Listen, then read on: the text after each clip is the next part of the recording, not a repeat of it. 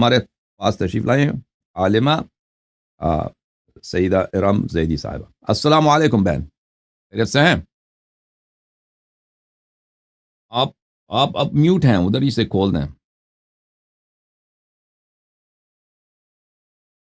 بہن آپ ادھر ہی سے کھول دیں، پیچھے سے بند ہے آپ کی آواز. جی السلام علیکم. علیکم السلام، خیریت سے ہیں انشاءاللہ؟ جی شکر الحمدللہ. اللہ آپ کو عزت سلامتی دے.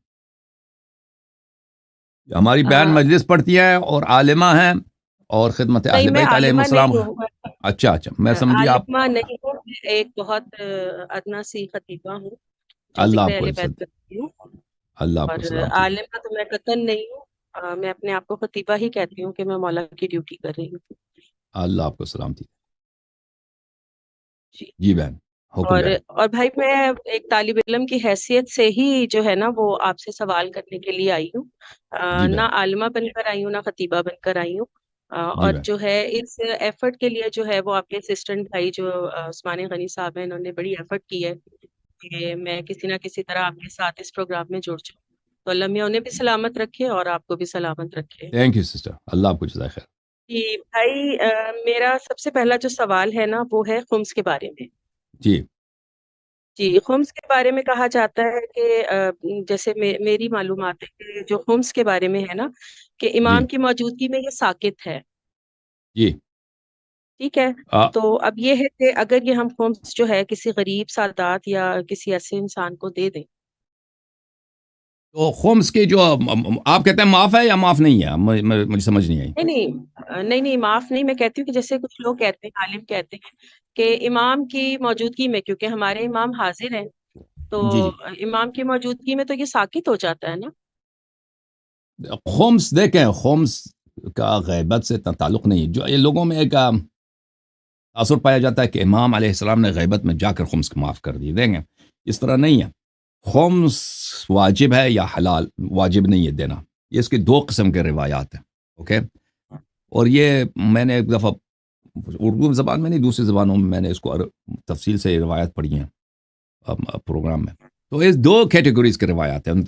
بعض کیٹیگریز میں ہے کہ خمس معاف کیا گیا ہے، یعنی شیعوں کو خمس دینے کی ضرورت نہیں ہے، امام علیہ السلام نے معاف کر دیا.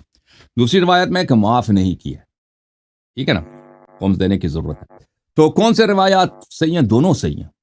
یعنی یہ ان روایات میں سے جن میں بڑا اختلاف ہے اور دونوں صحیح ہیں. اگر آپ کوئی شخص خمس نہ دینا چاہے، میں ہمیشہ عرض کرتا ہوں، کہہ دے کہ میرے مولا نے جب کہہ دیا ہے صحیح حدیث میں کہ آپ کو خمس دینے کی ضرورت نہیں ہے، اگر نہ دینے چاہے تو اس کے پاس حجت ہے. اس کے پاس، کیونکہ مولا کی صحیح احادیث ایک نہیں بہت سارے. اور یہ غیبت سے تعلق نہیں ہے کہ غیبت میں جا کر امام نے معاف کر دیا، نہیں، پہلے سے. تو اگر کوئی نہ دینا چاہے تو اس کے پاس حجت ہے، اس کے پاس بہانہ ہے، عذر ہے، اور صحیح عذر ہے. جب معاف کیا نہیں دیتے تو نہ دے. ٹھیک ہے نا. اور اگر کوئی دینا چاہے تو بالکل یہ افضل ہے، یہ بہتر ہے، یہ اس میں احتیاط زیادہ ہے کہ کوئی دینا چاہے. تو اب لیکن خمس کا مصرف کہاں ہے؟ جو شخص خمس دینا چاہتا ہے تو اس میں میرا ایک سیریز اسی چینل پہ موجود ہے کہ خمس کا مصرف کہاں پر ہے اور مکان پہ خمس مصرف کرنی چاہیے. تو اگر آپ انشاءاللہ تبارک و تعالیٰ کے بھی وقت ملے تو اس کو آپ دیکھ لیں، اس میں کہ خمس امام علیہ السلام کا حق ہے، اس کو ہم کیسے خرچ کریں وہ میں نے وہاں پہ بیان کی ہے. ٹھیک ہے نا. تو اس کا خلاصہ یہ ہے کہ میرے بہن، خمس کیونکہ خمس ایک مال ہے جو شخص دینا چاہتا ہے، وہ امام علیہ السلام کا ہے. وہ امام علیہ السلام کا مال آپ کے ہاتھ میں، تو اس کا کیونکہ آپ امام علیہ السلام کو نہیں دے سکتے، اور امام علیہ السلام نے کسی کو اپنا وکیل نہیں بنایا کہ فلاں شخص میرا وکیل ہے اس کو دے دو. کوئی وکالت نہیں ہے، اور مراجع وکیل نہیں ہے، خلفاء نہیں ہے امام علیہ السلام کے. تو اس کو کیسا کرنا چاہیے؟ تو شریعت کا حکم یہ ہے کہ کسی بھی وقت کسی شخص کا مال اگر آپ کے پاس ہے اور آپ اس کو اس تک نہیں پہنچا سکتے، مثلا میں آپ کے ساتھ سفر میں جا رہا تھا، ٹھیک ہے نا، میرے بیگ میں فرض کریں میرے ٹیچی کیس میں یا میرے والٹ میں 1,00,000 روپیہ ہے، اور پھر وہ میں نے آپ سے کہہ دیا کہ پیسے پاس رکھ دو، میں بھی وضو بنا کے آ جاتا ہوں.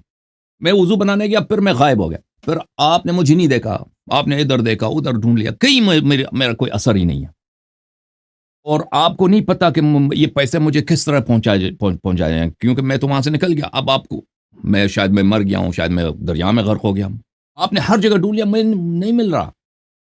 تو یہ 1,00,000 روپیہ میرا آپ کے پاس ہے، اس کا کیا کریں گے؟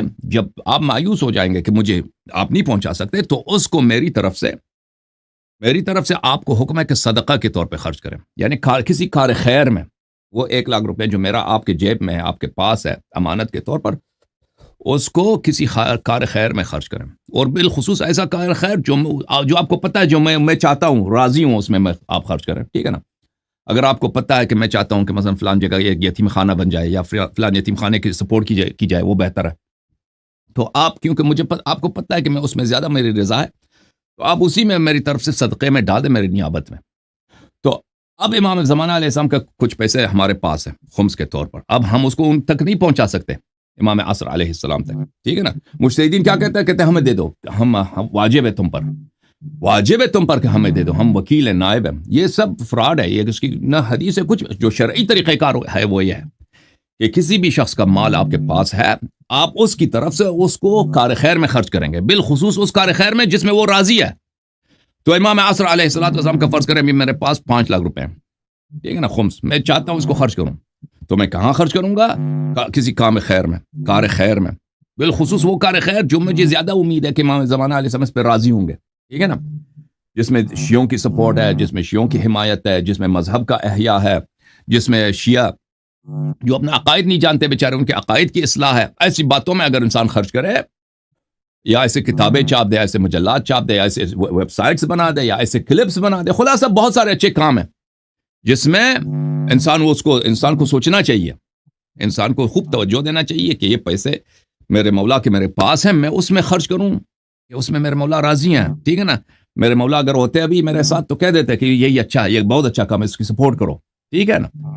مثلا اور وہ بہت یہ اچھے کام دنیا میں بہت ہیں. مثلا دنیا میں بہت سارے ایتام ہیں، یتیم ہیں بیچارے، شیعہ یتیم ہے. ٹھیک ہے نا؟ بعض سید ہیں، بعض غیر سید ہیں، یتیم بیچارے پڑے ہیں، خرچہ نہیں ہے، سردیوں کا مہینہ ہے، گھر میں وہ نہیں جلا سکتے. ایسے دنیا میں غریب لوگ ہیں کہ وہ 6 مہینے میں ایک دفعہ بھی گوشت نہیں کھاتے بیچارے، پیسے نہیں ہیں، گوشت مہنگا نہیں خرید سکتے. تو ایسے لوگوں کی سپورٹ کریں. لیکن اس سے زیادہ جو دنیائی یتیم ہے نا، دینی یتیم اس سے زیادہ سخت ہے کہ لوگوں کے عقائد سدھارنے کے لیے، مذہب کا پرچم بلند کرنے کے لیے اس میں اگر خرچ کیا جائے یہ زیادہ بہتر ہے. بہرحال اب انسان کو سوچنا چاہیے کہ کون سا کار خیر سب سے بہتر ہے، اس میں خرچ کریں. اوکے، یہ اس طرح جواب. اب میرا اگلا سوال ہے آپ سے کہ باب الحوائج، یعنی ہم جی کہتے ہیں کہ آئمہ طاہرین جو ہیں یہ بھی باب الحوائج ہیں، جی لیکن مولا غازی عباس کو باب الحوائج کہا جاتا ہے، شہزادہ علی اصغر کو باب الحوائج کہا جاتا ہے، بی بی سکینہ کو باب الحوائج کہا جاتا ہے. تو یہ اطاعت کے اس میں ہے کہ باب الحوائج ہے یا یہ ہے، اور آئمہ طاہرین بھی باب الحوائج ہے، تو ان دونوں کا فرق بتا دیں. تو یہ باب الحوائج حضرت ابوالفضل عباس علیہ السلام کو جو کہا جاتا ہے، یہ میں نے کسی اس میں نہیں دیکھا حدیث روایات میں کہ ان کی کوئی شرعی لقب ہے.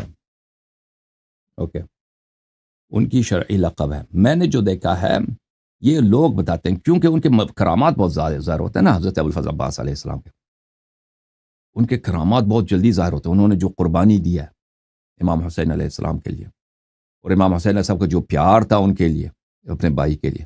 ٹھیک ہے نا؟ اور اطاعت کے زمرے میں آتا ہے نا، اس سے باب ہاں، الحوائج کہا جاتا ہے. اطاعت کے زمرے میں آتا ہے یہ. اطاعت نہیں، وہ ان کے اگر وہ ہمارے درمیان ہوتے، امر کرتے تو ہم حکم دیتے تو ہم اطاعت کرتے ہیں نا، اطاعت تو کر لیتے ہیں. اطاعت کر رہے ہیں نا، حکم ماننے کو اطاعت بولتے ہیں نا، اس کی بات کر رہے ہیں. جی حضرت ابوالفضل عباس علیہ السلام امام نہیں ہے، لیکن وہ ائمہ طاہرین علیہ السلام کے بہت ہی ثقہ ناصر یاور ہیں. امام حسین علیہ السلام کے سپہ سالار ہیں. ان کے ہمارے پاس اتنے عوامر نہیں ہے کہ ان کے احکام ہوں کہ وہ انہوں نے کوئی حکم کیا شیعوں کو. ٹھیک ہے نا؟ اگر ہم زمانے میں ہم ہوتے وہ کوئی حکم دیتے تو سر پہ قبول کر لیتے.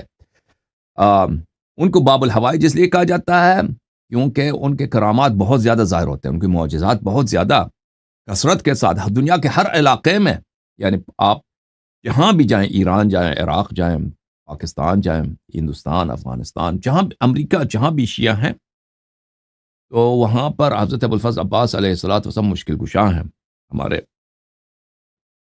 اس لیے ان کو باب الحوائج کہا جاتا ہے. اور سب ائمہ علیہ السلام اسی طرح. اور بعض ان کے درگاہ ایسے ہوتے ہیں نا کہ وہاں سے جلدی انسان کو مراد ملتا ہے، حاجت ملتا ہے. تو حضرت ابوالفضل عباس علیہ السلام ایسے ہیں وہ کہ خداوند متعال ان کے دروازے پہ جائے تو اس کو دیر نہیں کراتے، اور وہ ان کی قربانی اور ان کا ایثار، ان کا فدا جان فدا ہونا، خلوص امام حسین علیہ السلام جو الفاظ بیان نہیں کر سکتا اس کی وجہ سے. ٹھیک ہے نا؟ جی جی.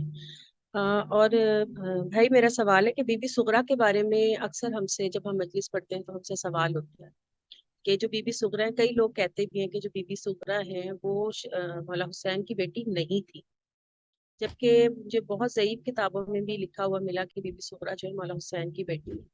اگر وہ اگر مولا حسین کی بیٹی ہے تو ان کی والدہ کا نام کہیں نہیں ملتا. کن کے والدہ کا نام؟ جناب حضرت بی بی سغرا. سغرا جو مولا حسین علیہ السلام کی بیٹی ہے. ہاں اس کا مجھے نہیں معلوم، ان کا نہیں معلوم کہ ان کی والدہ کا کیا نام ہے، مجھے نہیں معلوم.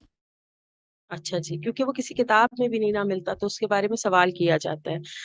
اچھا جی، یہ آپ کو نہیں پتا. اچھا، ایک اور سوال میرا ہے کہ شہزادہ علی اصغر مولا حسین علیہ السلام ہوں. کے جی. 6 بیٹے تھے جو کربلا میں شہید ہوئے تھے. آیا کیا شہزادہ علی اصغر کا لقب ہی عبداللہ ہے، یا مولا حسین کے کوئی اور بیٹے عبداللہ بھی تھے جو کربلا میں شہید ہوئے؟ تو ان روایات میں ہے نا کہ حضرت علی اصغر علیہ السلام 6 مہینے کے تھے نا کربلا میں شہید ہوئے، تو اسی جی طرح روایات میں کہ اسی دن بھی ایک بیٹا پیدا ہوا تھا، اسی دن روز عاشور ایک ننا بیٹا وہ بھی شہید ہو گئے تھے. اچھا، تو ان کا نام عبداللہ تھا. جی جی.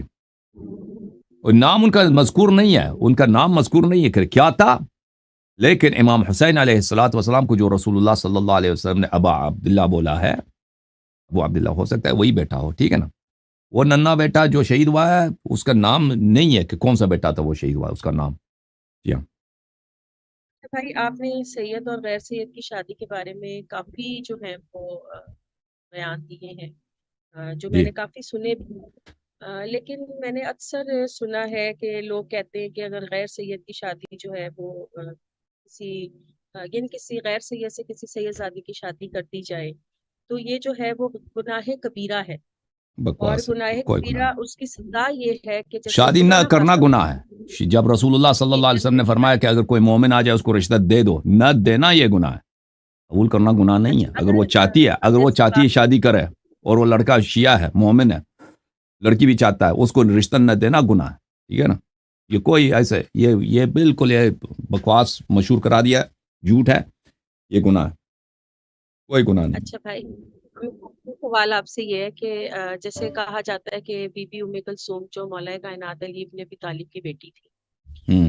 جن کا عقد جو ہے وہ جعفر طیار کے بیٹے کے ساتھ ہوا تھا. ہوں. ٹھیک ہے، لیکن کچھ روایات ہیں، کچھ عالم کہتے ہیں کہ جو بی بی ام کلثوم ہے ان کا جو ہے وہ یعنی خلیفہ سوئم کے ساتھ بھی ہوا ہے. دو سیون کے ساتھ نہیں، دوم خلیفہ کے ساتھ دوئم کہتے کے ہیں. ساتھ جی، خلیفہ دوئم کے ساتھ بھی ہوا ہے. ہوں. لیکن میں نے اکثر کتابوں میں، اکثر روایات میں پڑھا ہے کہ یہ جو بیٹی تھی جن کا یہ کہتے ہیں کہ خلیفہ دوئم کے ساتھ ان کا عقد ہوا ہے، یہ اسماء بنت امیس کی بیٹی تھی، جو مولا علی کے عقد میں تھی. ان کے 2 بچے تھے، ایک ابی بکر اور ایک بی بی ام کلثوم، یعنی مولا علی کی بیٹی نہیں، اسماء بنت امیس کی بیٹی کی بات کر. ان نہیں کا نہیں، عقد وہ ہوا ہے لیکن مولا کائنات کی سن بیٹی لیں، کا نہیں. وہ اس کی کہانی ہے. اس کا میں نے کئی دفعہ جواب دیا ہے. مخالفین کہتے ہیں نا، شیعہ تو نہیں کہتے، مخالفین کہتے ہیں جی جی، کہ مخالفین کہ کہتے ہیں. کہ ہاں کہ حضرت امیر المومنین علیہ السلام کی چھوٹی بیٹی ام کلثوم کی شادی عمر سے ہوئی ہے. اور پھر کچھ شیعہ حضرات اس کے مقابلے میں کہتے ہیں کہ وہ ام کلثوم وہ اور کلثوم ہے، وہ ابو بکر کی بیٹی ہے. ٹھیک ہے نا؟ اسماء بنت امیس کی بیٹی ہے. تو عرض یہ ہے کہ یہ جو شیعہ حضرات کہتے ہیں کہ ابو بکر کی بیٹی ہے، اس کی وہ صحیح نہیں ہے ان کی بات. یہ بات کس کی ہو رہی ہے؟ بات اسی بیٹی کی ہو رہی ہے جو امام امیر المومنین علیہ السلام کی بیٹی ہے، لیکن اس بیٹی کی شادی نہیں ہوئی عمر سے. بات اسی کی ہو رہی ہے. وہ کس کی ہو رہی ہے؟ بات حضرت زہرا سلام اللہ علیہ کی بیٹی کی ہو رہی ہے. اسماء بنت امیس کی بیٹی کی بات نہیں ہو رہی ہے. اور یہ عقد ہوا بھی نہیں. ٹھیک ہے نا؟ عقد کی کہانی کیا ہے، اس کی تفصیل اگر آپ میرے اسی چینل پہ جائیں نا، میں نے وہ کئی دفعہ لوگوں نے کال کیا، اس کا جواب دے دیا ہے. وہ میں نے کافی تفصیل سے دیا ہے. امام جعفر صادق علیہ السلام کی حدیث ہے. وہ پھر آپ دیکھ لیں گے کہ اس کی عقد عمر کا عقد کس سے ہوا تھا، اس بیٹی سے نہیں ہوا تھا، کسی اور سے ہوا تھا. جی ہاں. جی بالکل. بہت شکریہ بھائی آپ کا تھینک یو سسٹر. کہ آپ اللہ آپ نے کو میرے جزائے خیر دے. سوالوں کے جواب دیے. لیکن اللہ آپ آپ کو ہی کے عزت دے. پروگرام آپ کے ہی پروگرام کے توسط سے میں آپ سے ایک بات کے لیے معذرت خواہ بھی ہوں کہ جی ہماری ایک سسٹر. فیصلہ باد کی عالمہ تھی جنہوں نے آپ کے پروگرام میں آئی تھنک ان کا بھی وہ الوی تھی، انہوں نے آپ کے ساتھ کافی مس بہیو کیا، جو میں نے پروگرام دیکھا بھی. وہ تو خیر میں اس کی تو مذمت کرتی ہوں، لیکن یہ جی ہے کہ ظاہری بات ہے کہ آپ علم رکھتے ہیں، آپ ہمیں سوالوں کے جواب بھی دیتے ہیں. لیکن اسی پروگرام کے توسط سے میں یہ بھی کہتی ہوں کہ عالم جو ہیں وہ صرف مولائے کائنات علی ابن ابی طالب ہیں، اور ہم تو بالکل ان بالکل کے پیروں کے خاک کے ذروں کے برابر بھی نہیں ہیں. بالکل تو صحیح میں کہہ رہے اکثر ہیں کہا آپ. کرتی ہوں کہ ہم عالم نہیں یا عالمہ نہیں ہیں. اگر کبھی کسی نے کہہ بھی دیا ہے تو وہ غلط کہا ہے، ہم تو ایک بہت ادنا سے غلام اور کنیزوں میں شمار ہوتے ہیں ان کے. اور بہرحال بہت شکریہ، مولا آپ کو جزا دے، آپ اتنا اچھا پروگرام کرتے ہیں. Thank you. اور اللہ آپ کو جزائے خیر. اللہ آپ کو عزت دے. تھینک بہت شکریہ، بہت یو. شکریہ تھینک یو. بھائی تھینک آپ کا. یو. تھینک یو بہت سسٹر. اللہ آپ کو جزائے خیر دے. میں اپنی بہن کا بہت شکریہ ادا کرتا ہوں. انہوں نے اتنے محبت سے تشریف لائے اور یہاں پر آ کر انہوں نے سوالات پوچھے اپنے بڑے ادب کے ساتھ اور خلوص کے ساتھ. اللہ تعالیٰ ان کو جزائے خیر دے.